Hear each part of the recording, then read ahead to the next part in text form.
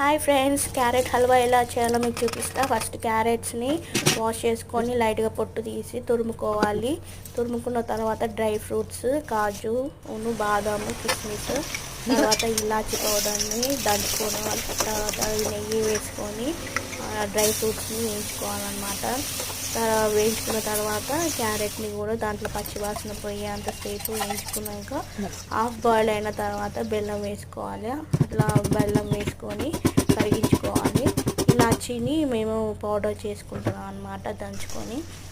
ఇలా బెల్లం వేసి కడిగిన తర్వాత నెయ్యి వేసుకోవాలి. ఎంత నెయ్యి వేస్తే అంత టేస్ట్ వస్తుంది అన్నమాట.